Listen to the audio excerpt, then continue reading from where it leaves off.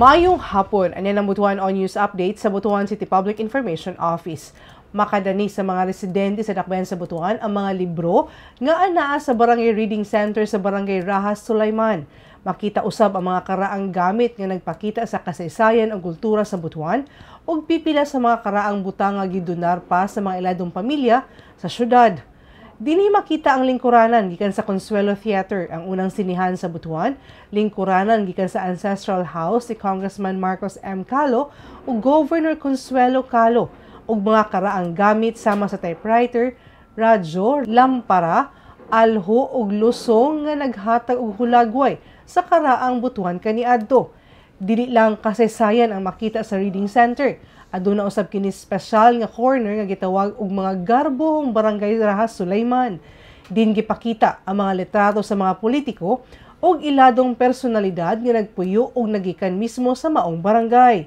Kini nga lugar dili lang para sa pagsilib sa kasaysayan, apan usa-usab sa paagi aron masayran sa bagong henerasyon ang mga tawo nga naghatag og dungog sa barangay. Gawas niini, libre usab nga magamit sa mga residente ang Reading Center alang sa mga meetings, school activities, free printing services ug pagpahulam sa mga libro. Padayon gihapon ang barangay sa pagkolekta ug pagpreserba sa mga karaang gamit aron madugang sa ilang koleksyon.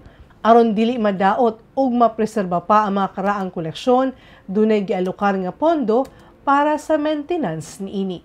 So aside sa mga books, no, napod may mga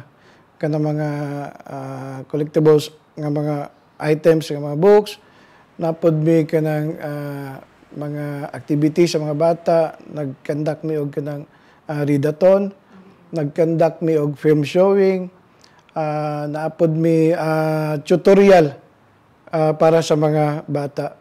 Tapos napod may mga pre-printing sa itong mga estudyante nga kanang gusto magpaprinta pero murag kanang kahos sa kanang kuan ba pambayad sa printing. So ga-offer big mga pre-printing diri sa barangay. Og mao tong updating adlaw alang sa mga updates, follow and like ang official Facebook page, TikTok, Instagram ug subscribe sa YouTube channel sa Butuan City Public Information Office. 35 days na lang, Pasko na. Ako si Charmaine Awitan, daghang salamat.